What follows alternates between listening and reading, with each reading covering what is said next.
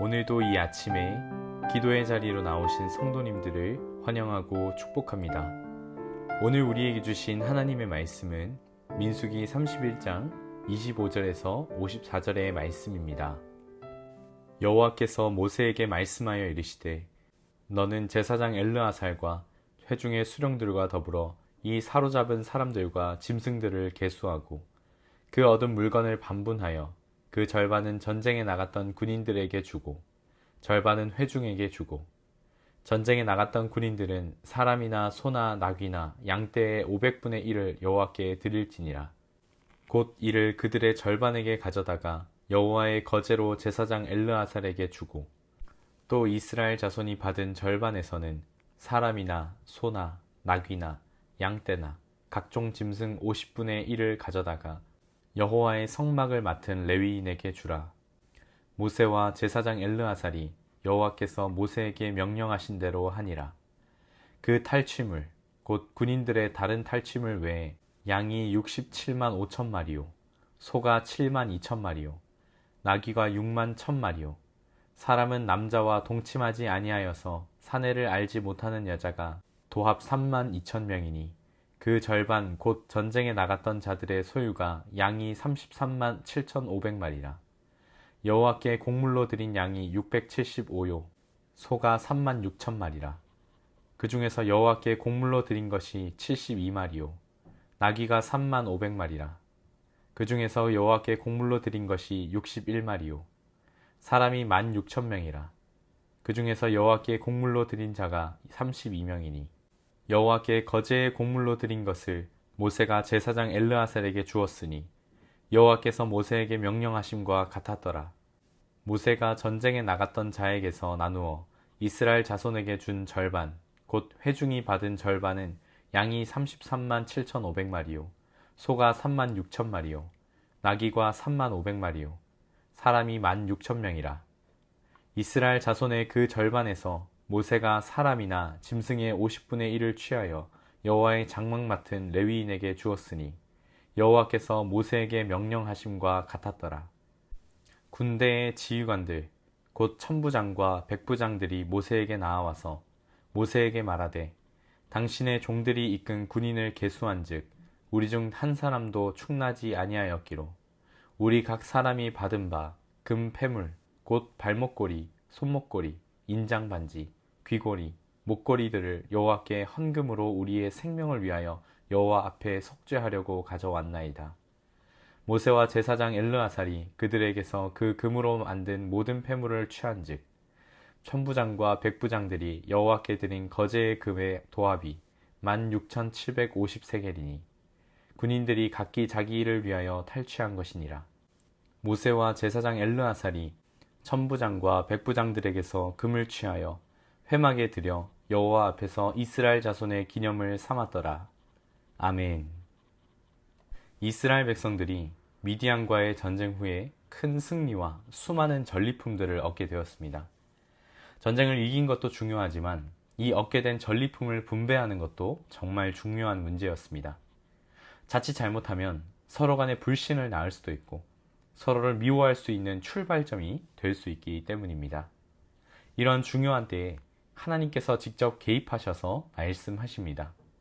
전쟁에서 수고한 군인들 뿐만 아니라 온 회중과 함께 전리품을 나눠 갖는 방식을 하나님께서는 말씀하셨습니다.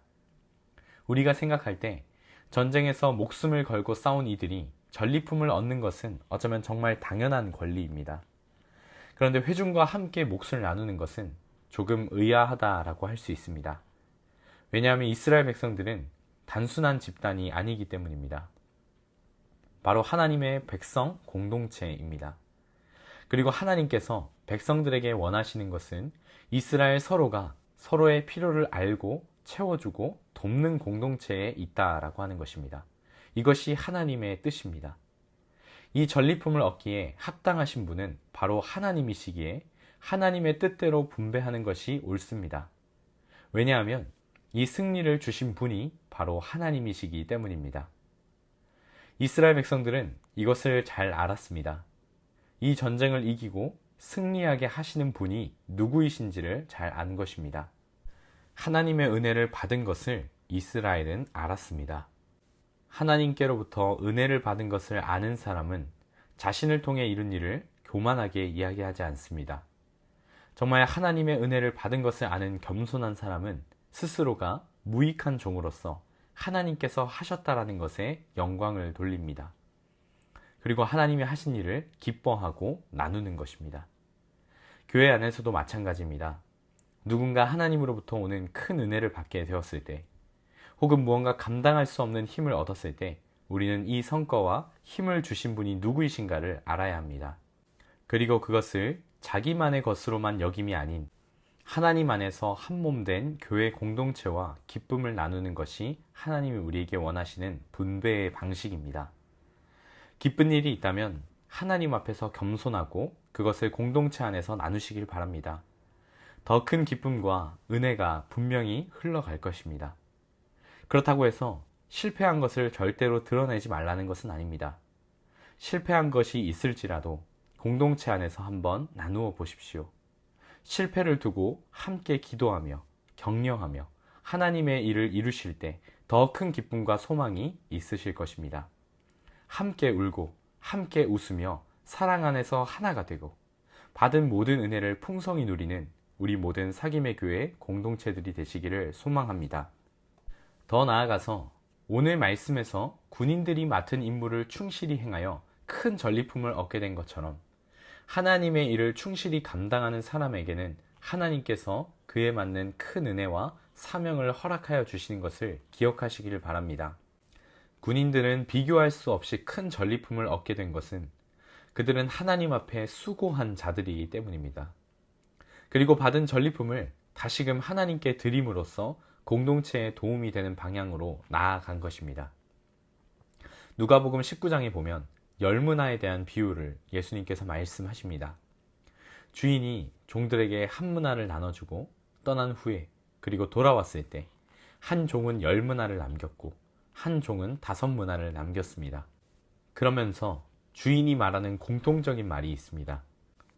잘하였다 착한 종이여, 내가 지극히 작은 것에 충성하였으니 10고울을, 둘째 사람에게는 5고울의 권세를 차지하리라 라고 말씀하십니다. 충성된 자에게 단순히 보상만을 주시는 것에 그치지 않습니다. 예수님은 더 큰 책임과 더 큰 사명을 주시고 새롭게 하여 주십니다. 사명을 새롭게 하시고 책임을 주시는 것이 더 큰 은혜가 되는 것은 그 가운데 하나님을 더 경험하고 의지하고 동행할 수 있기 때문입니다. 사명을 통하여 더 큰 하나님과의 교제가 은혜로 다가오기 때문입니다. 오늘 말씀으로 나아가는 성도님들 가운데 섬김의 자리에 계시다면, 혹은 섬김에 지쳐 하나님의 은혜를 잊어가는 분들이 계시다면 이 말씀이 은혜로 다가오시길 소망합니다. 하나님께 은혜를 구하십시오. 충성되게 해달라고, 내가 하나님과의 동행함의 기쁨을 충만하게 누리게 해달라고 은혜를 구하시길 소망합니다. 그리고 힘을 내시길 바랍니다. 섬김의 자리에 있는 충성된 일꾼들을 통하여 하나님은 새 일을 행하실 것이고, 그것이 나의 기쁨을 넘어 공동체의 기쁨, 교회의 기쁨, 더 나아가 하나님의 기쁨에 참여하게 될 것입니다. 이 깊은 은혜의 선순환이 가득 넘치는 우리 사귐의 교회가 되기를 간절히 소망합니다. 이 시간 말씀을 기억하며 기도하실 때 내가 속한 공동체가, 교회가 은혜를 풍성히 나누는, 또 마음에 솔직한 것을 나눌 수 있는 공동체가 되기를 소망하며 기도합시다. 은혜가 있다면 함께 기뻐할 수 있게 하시고, 슬픈 일과 실패가 있다면 그것을 함께 슬퍼하되 하나님께 함께 나아가는 서로 넘치는 은혜를 나누는 공동체가 될 수 있게 해달라고 함께 기도하셨으면 좋겠고요. 우리가 하나님 앞에 진실되고 충성으로 수고하는 자들이 되게 해달라고 기도합시다. 우리에게 맡겨주신 하나님의 사명의 자리들, 우리가 교회뿐만 아니라 가정과 직장과 또 삶의 현장에서 하나님 앞에 충성되게 맡겨주신 일들을 감당할 때 하나님께서 더 큰 은혜를 허락하시는 삶, 그 삶이 되게 해달라고 함께 기도하셨으면 좋겠습니다. 그리고 나라와 민족을 위해, 그리고 교회를 위해 기도하실 때 예배 초소를 위해서 계속 기도해 주셨으면 좋겠습니다. 또 각자 가져오신 기도 제목들을 이 시간 하나님의 손에 올려드리며 함께 기도하며 나아가시겠습니다. 함께 기도하겠습니다.